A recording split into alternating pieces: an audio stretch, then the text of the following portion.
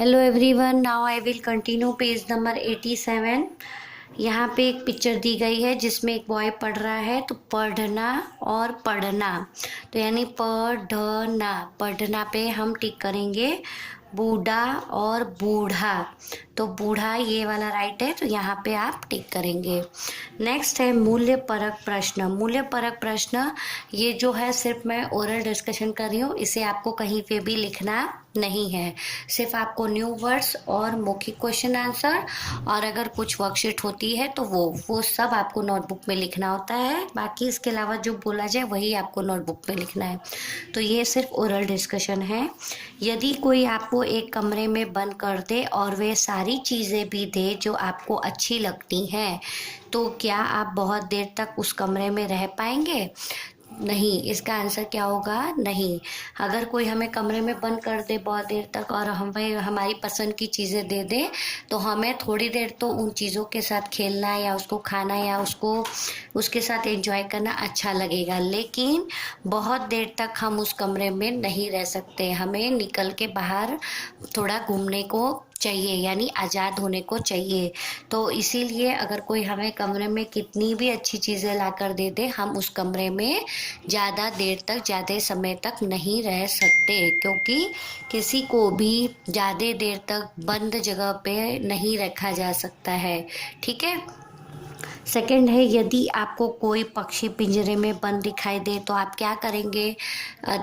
यदि आपको कोई पक्षी पिंजरे में दिखाई दे तो हम अगर हो सके तो उस पिंजरे को हमें खोल देना चाहिए, उस पक्षी को हमें आज़ाद कर देना चाहिए। जिस तरह अगर हमें कोई कमरे में बंद कर देता है और पसंद की चीज़ें दे देता है तो हम ज़्यादा देर तक कमरे में नहीं रह सकते, उसी तरह अगर किसी पक्षी को भी अगर आप पिंजरे में बंद कर दिखाई देगा तो वो भी ज़्यादा देर तक पिंजरे में उसको भी रहना पसंद नहीं आता है। लेकिन कुछ जो पेट बर्ड होते हैं जिनको पाला जाता है, लोग उनको पिंजरे में पालकर बंद कर कर रखते हैं, लेकिन वो पक्षी को पसंद नहीं होता। अगर हम पक्षी की फीलिंग्स को समझ सकते या उसकी भाषा समझ सकते तो हमें भी पता चलता कि उसको भी अगर किसी ने बंद करके रखा है तो वो चीज़ उसको भी पसंद नहीं आ रही है, लेकिन उसे मजबूरी में जो पिंजरे में लोग रखते हैं उसे वहाँ पे उस घर में रहना पड़ता है। थर्ड है, यदि आपके पास भी चिड़िया की तरह पंख होते तो आप क्या क्या करते? अगर हमारे पास चिड़िया की तरह पंख होते तो हम दूर तक आकाश में, दूर, बहुत दूर तक उड़ उड़ कर रोज जाते, अलग अलग जगह की सैर करते, पूरी दुनिया को अपनी पंखों से उड़ते उड़ते आँखों के ज़रिए देखते कि ये कितना सुंदर संसार है। ठीक है।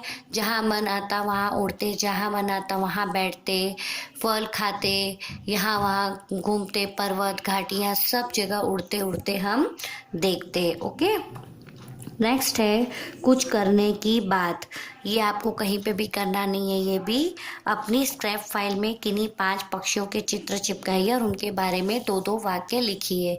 ऐसा ही क्वेश्चन दूसरा मैंने अपडेट करके आपको वर्कशीट में दिया है, वो आप करेंगे। इसको आपको कहीं पे भी नहीं करना है। कविता याद कीजिए और कक्षा में सुनाइए। ये कविता दी गई है, इसे ऐसे ही दिया गया है कि इसको पढ़िए और कक्षा में सुनाना है, पर अभी तो आपके स्कूल बंद है इसलिए इसको आपको याद करना नहीं है। आप चाहे तो इसको लर्न कर सकते हैं, पढ़ सकते हैं। बड़ी सलोनी मेरी चिड़िया मुझको रोज जगाती है, सूरज के उगने से पहले रोज सुबह उठ जाती है, छोटी सी है लेकिन वह कितनी मेहनत करती है, आलस कभी नहीं करना यही सीख सिखाती है।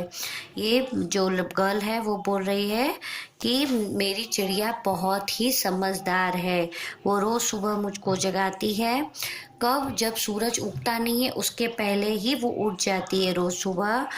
छोटी सी तो है लेकिन वो खूब सारा मेहनत करती है, मतलब सूरज के उगने से पहले उठ जाती है, मुझको भी उठाती है, साथ में दिन भर मेहनत भी करती है और कभी भी, और ऐसा कहती है कि हमें कभी भी आलस नहीं करना चाहिए, यही वो हमें सिखलाती है। तो यहाँ पे आपका चैप्टर नंबर 11 फिनिश हो रहा है। इसके रिलेटेड जो वर्कशीट है वो मैं आपको दे रही हूँ, जिसे आप नोटबुक में कंप्लीट करेंगे। कोई भी 5 पक्षियों के चित्र लगाकर उनके नाम लिखिए। आपको जो भी 5 पक्षी पसंद हो, कबूतर, तोता, चिड़िया या फिर कौवा, मोर, जो भी आपको पसंद हो वो पक्षी के चित्र लगाना है आपको और उसके नाम लिखने हैं, ठीक है। So please complete it in your notebook. ये आपको नोटबुक में ही करना है, 5 पक्षियों के चित्र लगाकर उसके नाम लिखने हैं, ठीक है। अभी इस चैप्टर रिलेटेड जो भी इसकी एक्सरसाइज है या जो भी क्वेश्चन आंसर या वर्कशीट है वो मैं पीडीएफ में डाल दूंगी, जिसे आप देखकर होमवर्क में प्रॉपरली कर सकते हैं। Okay, thank you.